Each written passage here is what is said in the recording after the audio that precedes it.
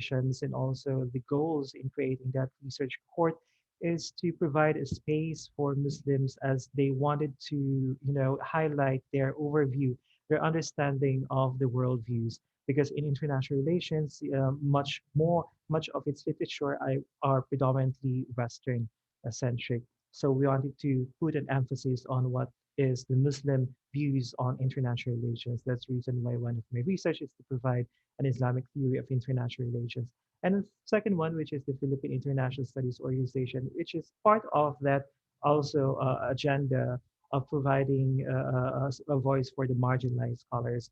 And the third one, which is, I think, one of the primary goals that I'm now advocating is a kind of an indigenous or indigeneity outlook to the sources that we are trying to, utilize, especially providing a more decolonial thinking and context, and also even doing or a praxis in decoloniality, meaning that I'm sure that the Western defined metrics in international education or even in the higher educational system, you can see that there are now many universities and learning centers that wanted to ride in this Western craze of Western metrics in how to become part of the world rankings in universities, or a scholar must have a Scopus or ISI index scholarship article. But what I'm aiming is a different kind of scholarship, a scholarship that would somehow reflect the social, political, and normative realities, the ground realities of our own community. So I think the most lingering and the most, I think, important of our scholarship is that we contribute something to the intellectual and to the development of our own community than to, let's say, if we're part of rankings or we have published in a index citation, index journal, because I don't know what does it mean for us in our own scholarship whenever, we try to contribute to the indigenous scholarship or to the scholarship that we've had in our own very own context of our own society. So these are the indigenous written sources that we have found as part of the Muslim sources in the Philippines. So you have the Kirim or Tarsilas or genealogies and other manuscripts of the Maguindanao Sultanate and Dataship. And also you can find also Tarsilas in different ethno-linguistic group of communities in the Philippines where they have memory, a historical record of their ancestry. And also, of course, part of, let's say, localization of the Arabic language. And this also happened during the, if we're going to take a look at the Ottoman Empire or the empires in subcontinent India, and also how Urdu and other Muslim languages that were influenced by Arabic language, when in fact at the time Arabic language was the lingua franca of many Muslim scholars and also in the literature. So you have the Jawi language where there is a convergence of Arabic and also the local context, the local language context in Sulu. So this Jawi is being used by the Tausug and Sama Sultanate and Dataship at the time, where it is predominantly utilized within the premise in the Sulu Islands.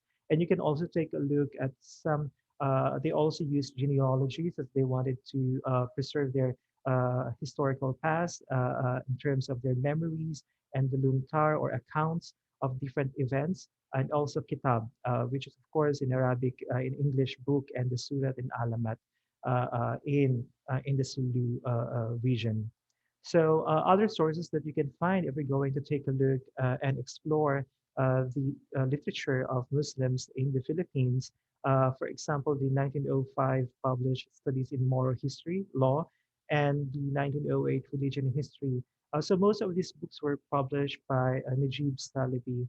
It was anchored on the premise that Muslim Islamic traditions prove the existence of civilized society, which has utilized armed struggle to preserve Muslim history and culture.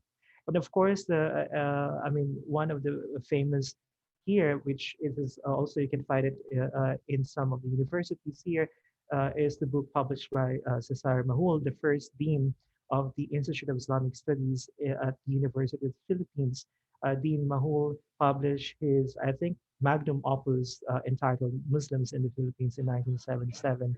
So this is like a compendium of 200 correspondences, statements, comments of sultans, datus, and local leaders, which he took from the U.S. National Archives and Library of Congress.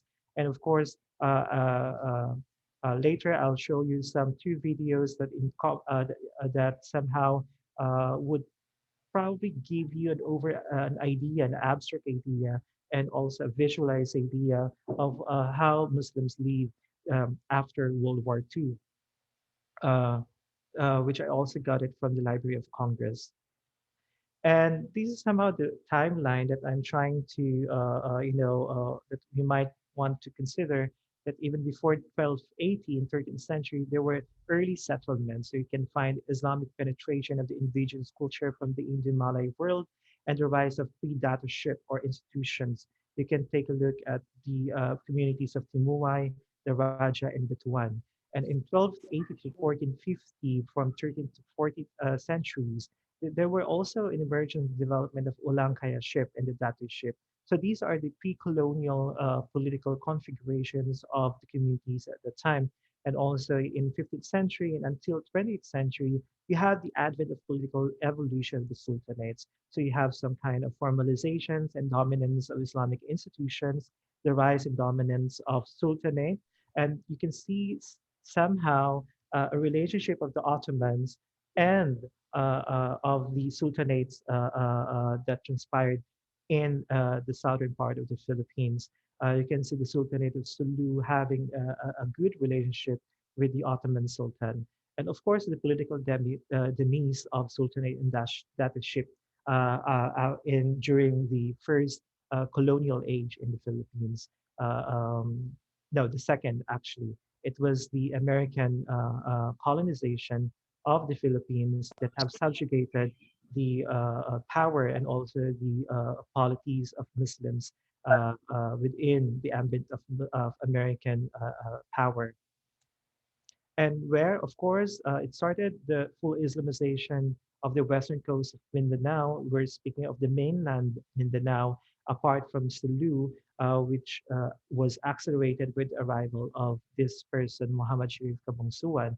And it was not long after that his arrival that Sharif Kabongsuan established the Sultanate of Maguindanao in 16th century.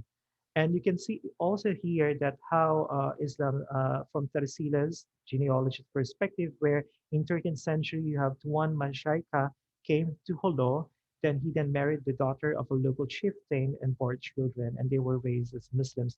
You can see the intermarriages of Arab personalities with the local personalities, the political elites of the locals. You can also take a look in 12th century that Karim al-Mukdum or Tuan Sharif al-Liya also reached Sulu in the second half of the 14th century. And of course, one of the famous Muslim personality in 14th century, Rahab Baginda, who is a Muslim from the Minangkabau region of Sumatra, came to Hulo on a sail craft, and he married also the daughter of a local chief and established Islam in Buanza.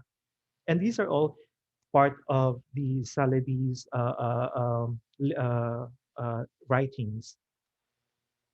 And how can we not forget that even in the political map of the Europeans, you can see that it shows and manifests geographically the island of Mindanao, or even let's say islands in the Philippines, that they're part of the political configuration in its own geographical map. That in 1370 European map above proves that Mindanao was already known to the world even before the so-called discovery. Although we contest this word discovery because it's what we call an Orientalist pejorative term to say that a community in the far-flung land has been discovered by Europeans. And of course, another Arab that had profound influence in the region was Sayyid Abu Bakr Sultan Sharif al Hashim, came to Wansa in 15th century and lived with Rahab Baginda, who later Abu Bakr married Paramisuli, the daughter of Rahab Baginda, And Abu Bakr introduced the study of Quran and won the people to Islam. He too established the Islamic Sultanate in that place. Uh, and for apologies for the wrong long writings that Sharif Abungsuan, who came from uh, Johor to the shore of Pulangi River in the first quarter of the 16th century, had also arrived with a migration of Samals aboard a boat. So Samals were also part of what we call the 13 ethno-linguistic communities in the region, in the Bangsamoro or Muslims in the Philippines. They were also dispersed by a storm at the time, and the rest of the survivors voyaged to Sumatra, Borneo, and Sulu. This is, I think, what you might call an intermigration part where environmental events had an impact to the migration of Samals that also have stayed in Borneo, in Sulu, and also in Sumatra. And also, Kamungsuan remained in Mindanao. And its traditions put Kamungsuan's father as an Arab and his mother was a Malay. So you can see the ethnic marriages between an Arab person and also a Malay persons.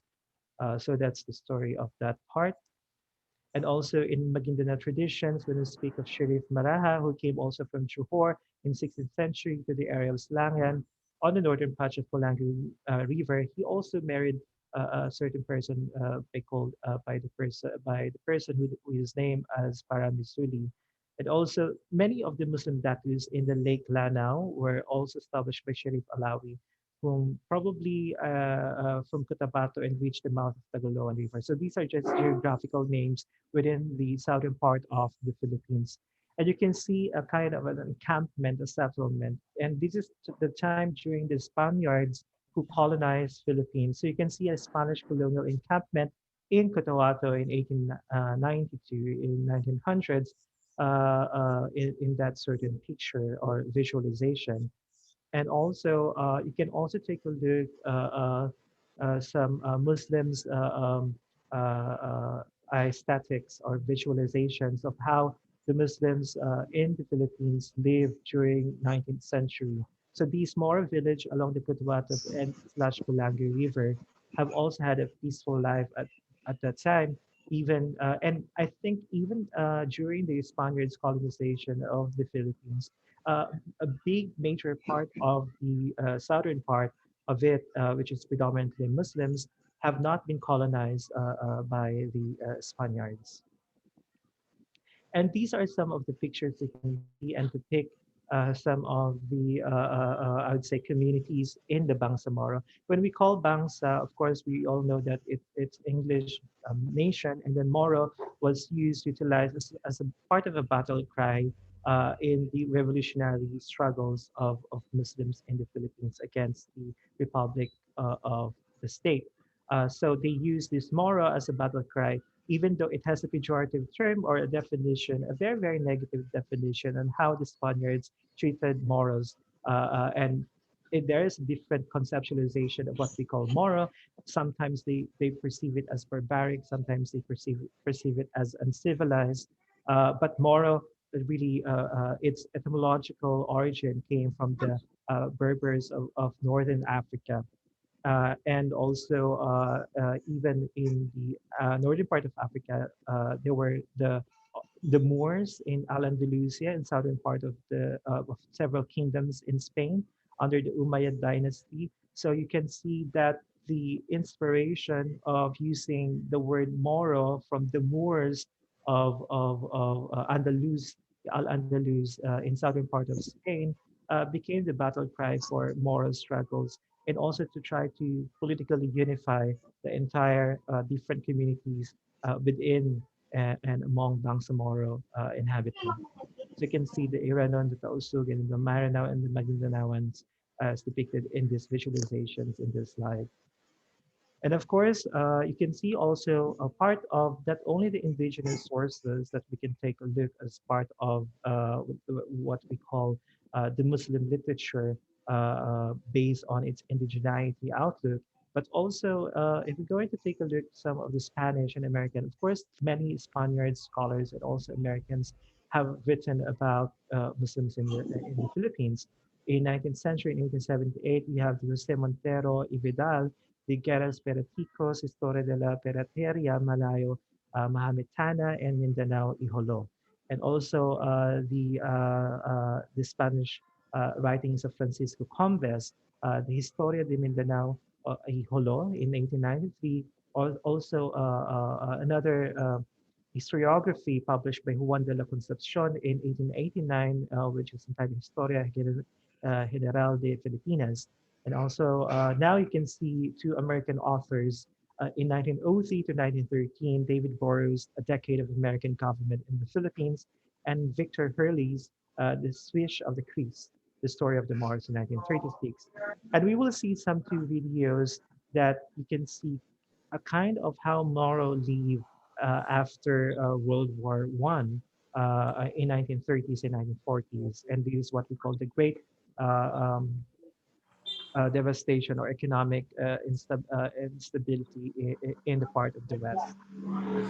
So you can see that for more than, let's say, 400 years, there were many conflicts between the Muslims and also the colonizers, and not only the colonizers, but also those who settled in Mindanao region, the people from the north, and which also where you can find the seat of the government of the republic.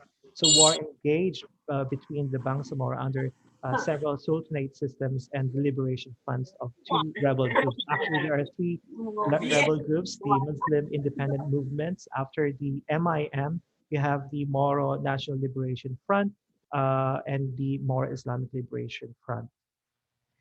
And here you have from 1521 to 1896 that the Spaniards tried to invade many of the lands in the southern part, but they were not successful to colonize most of its region.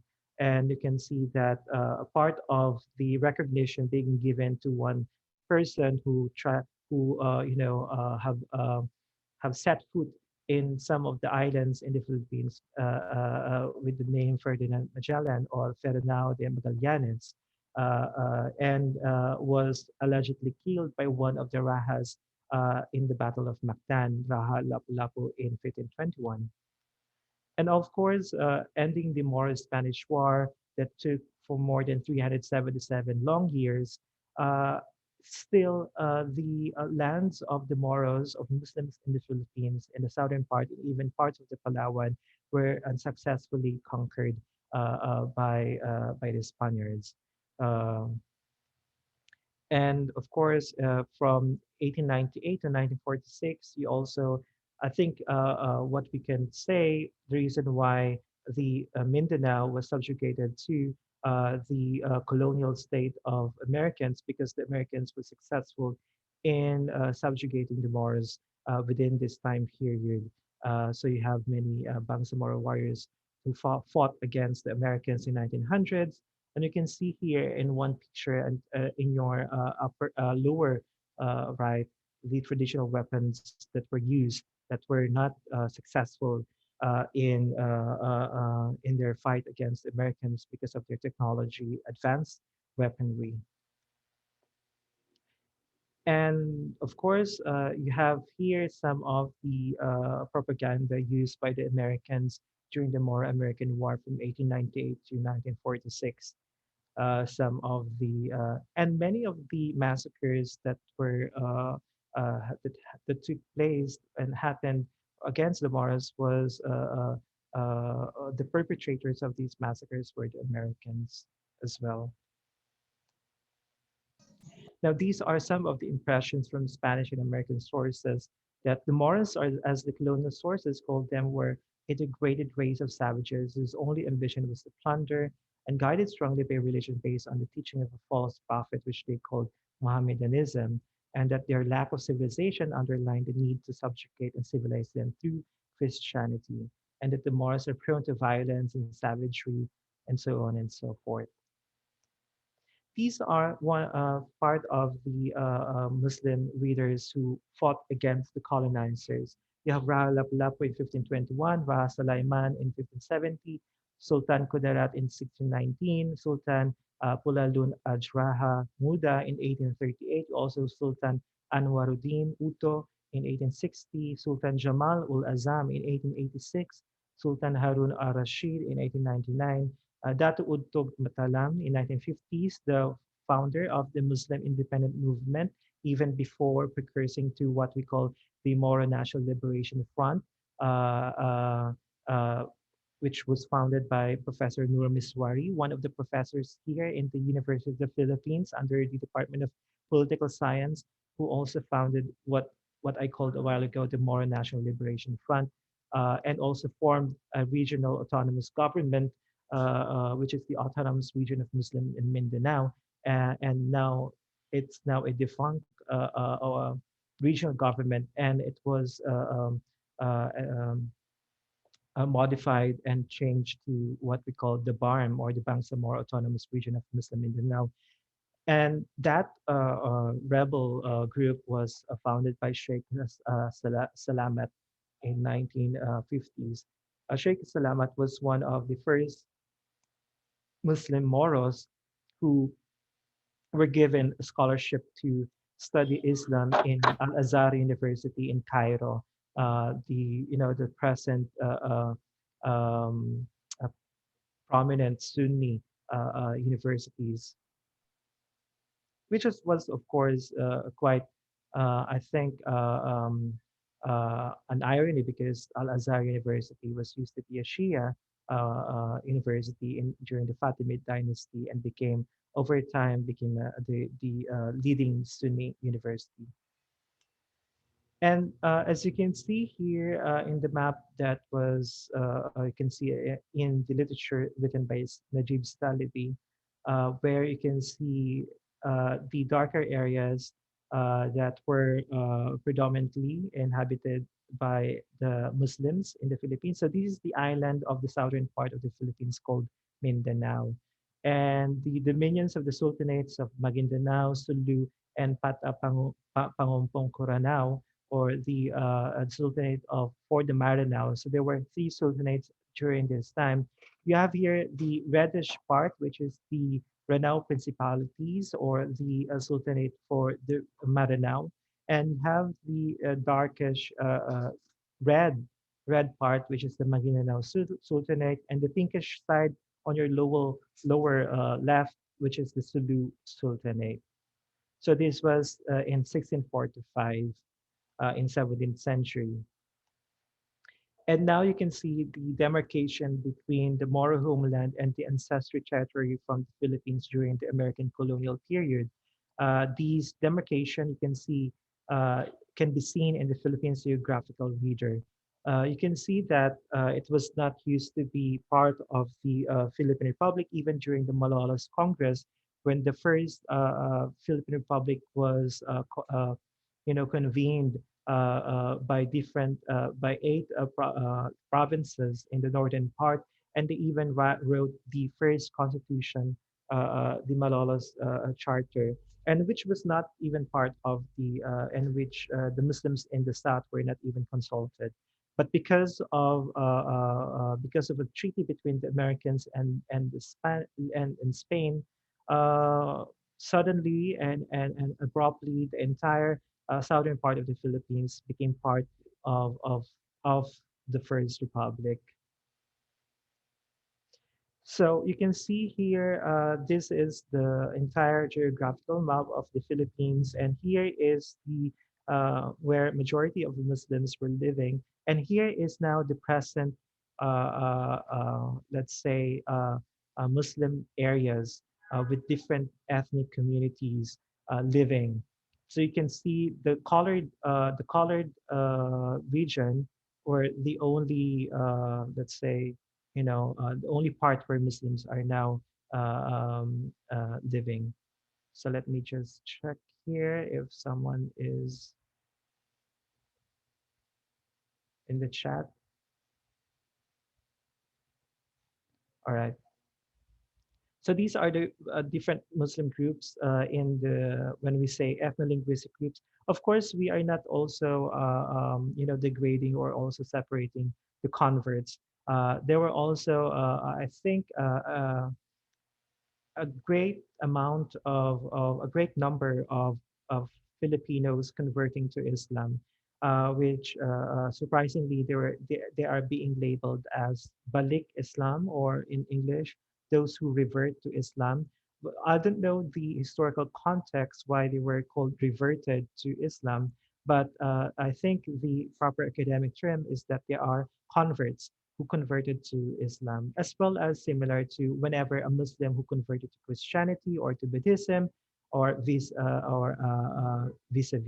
Uh, um, or the Buddhists who converted to becoming a Muslim. So these are the ethno-linguistic groups of Muslims in the Philippines. We have here the Magindanaoans, the Maranao, and Tausug as being the three major Muslim communities in the southern part of the Philippines, and we also have the other ethnic communities. At first, these are the Maranao. The Maranaos are the people who are called and labeled as people of the lake, people of the lake. So you can see that the Maranaos are concentrated in the Lanao area, and even during the colonial period, they fought against the Spaniards, usually under the flag of the Maguindanao Sultanate. So sometimes they even help the Maguindanao Sultanates, even though they have also sultanates in their region. And they also are brave. And the Maranaos have a very rich literature, what we call the land rich. The entire land of Maranao are rich in literature. They have the Darangen as an example of these, the tutur, the short stories, and you can see the level of civilizations for the Maranaos. And here you can see the Magindanaos of the Cotabato. The Magindanaoan is the name of a family or dynasty which came to rule almost the whole island of Mindanao, especially at the western coast of it. It later refers to the Muslim people who live in the Pulangi Valley, which sprawls down to the southwestern part of the island of Mindanao. And presently, it is where the government, the seat of power of the Bangsamoro government is located. And of course, the Tausug of Sulu. Uh, the Tausug of Sulu, according to Professor Matli, who argued that the term Tausug is actually a slang word and originated from two words, the Tao, the people, and the Maisug, or the brave ones. So therefore, Tausug means brave people. As soon as they become Muslims, they made themselves models by infusing Islamic values and politics to the government, and also seeing the beauty of Muslim leadership. The entire natives finally accepted Islam, and as well they become Islamized in 13th century. And the origin of the growth of Taoist communities in Tawi-Tawi, in Palawan, in the southern part of Palawan, Basilan, Zamboanga, and also part of Sabah. And of course, you have the Yakans of Basilan. The Yakans of Basilan sometimes mispronounce the word as Yakal by the Spaniards, but during the colonial period, the Spaniards branded the inhabitants of Basilan as Yakan, and it became carried up to the present. So Basilan has been the target of what we call Christian penetration since the Spanish era because of her rich resources like timber and fertile agricultural land. And but the challenge of the Yakans today is to steer their young generation to assert their rights and develop confidence in their both material and non-material culture. And of course, you'll also have the Samals of the Zamboanga. The Samals of the Zamboanga, or the Sama identity, derives from the term Sama-sama, which means togetherness or collective effort. And the Sama people are highly dispersed and scattered in the Sulu archipelago. So they have not able to develop political institution. So you can see that there are these different, even the Sangres of Davao, which I think Prof. Faiz also have visited the Davao City. You can see that the Sangel even came from the Sahingi, an archipelago sprawling the Celebes Sea, just south of the Mindanao Sea. They also embraced Islam later as a result of continuous contact with many Muslims in the south. And of course, the Iranun, somehow you can see the brethren or the brotherhood between Iranun and Maranaos because of their language, which is very asymmetrically similar. They also fought the Western invaders under the flag of the Maguindanao Sultanate. And of course, the Kaagan in Davao, they also became Muslims, and also the Palawani and the Molbog region. So these are somehow which I share to you the different Muslim communities, and the what I call Muslims in this part of region is highly multicultural, multi-civilizational. So there is a kind of pluriversal and multiplex understanding of different intercultural contexts in the Philippines. So thank you. So I'm going to stop my screen sharing and looking forward to our discussion, fruitful discussion. Okay. Oh, just I apologize. I wanted to show you some videos that probably Okay. might Yeah. be That's good idea. interest. Yeah. Yeah. Yeah. Yes. So I'm just going to show you this VLC prayer here. There is no sound, so apologize for that. So it's just like a random, a video. Just I got this from the Library of Congress. This was the time in 1920s to 1930s. So they were able to take a video recording of people.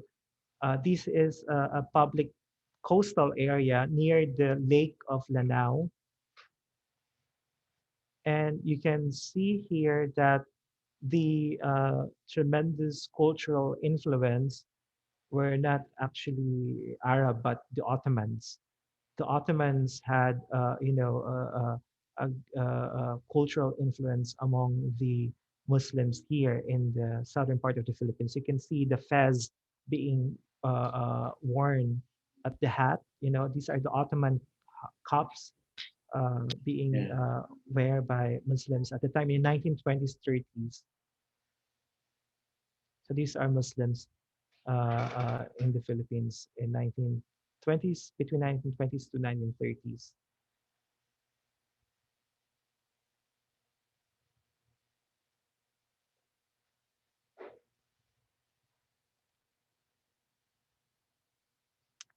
So probably they were wondering what kind of machine because they see that there is a machine, looking at them.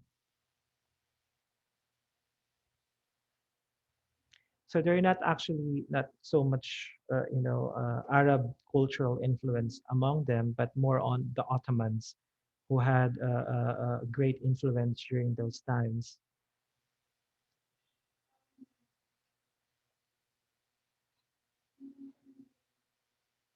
And they were able to, preserve it with a colored one.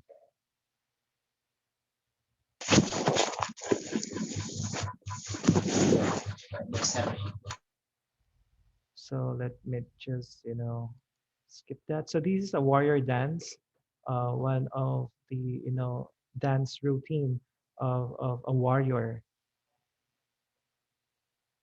We call it the Sarimanok dance. And this is one of the houses of the Datu. And these are children of the Datu.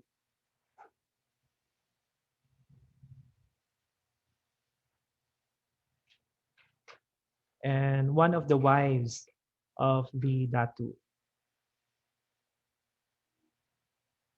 So you can see, hijab was not popular at that time.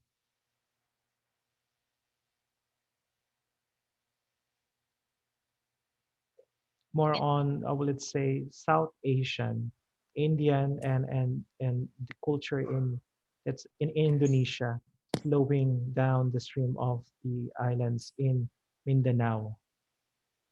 So Indonesian Malay culture and Indian culture. So these are just the bajaus along the coastal areas. I'm also going to share you the second videos. Can you hear the sound? Is there a sound? Okay. The sound is Okay, good. okay. All right. Long famous Manila, this tiny island was even I'm built going a to go saltwater to the bath in the moral sea part. below. The apparent reason for building this village over the water is the equatorial heat, which is never as intense over chopped coconut meat. Little native boat.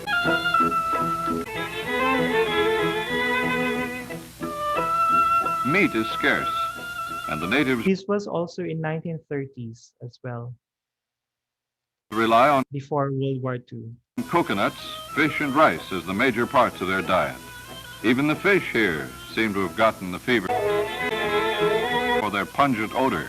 It is said that when open, as long as before, in their accustomed cycles.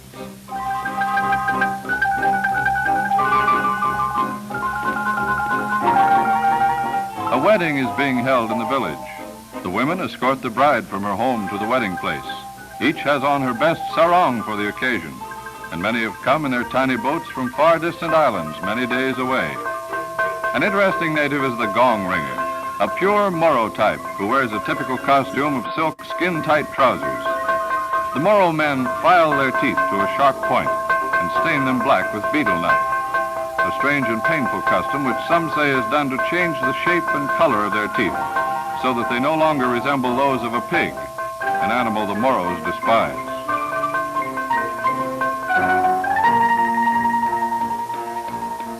The groom and his escorts of men friends and priests leave his house in a body to join the women at the wedding.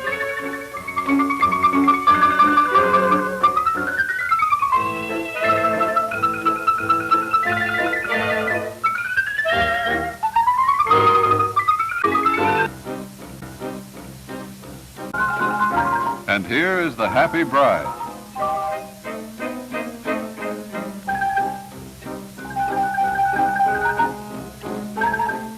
In this Mohammedan ceremony, the bride seems to play a very unimportant part.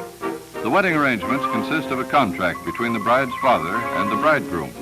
This is solemnized by the priest, covering their clasped hands with a cloth, a ritual which apparently has some sacred significance.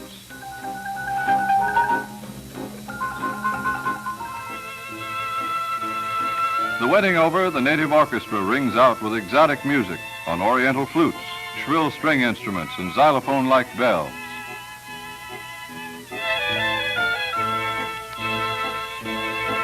Sharp, angular.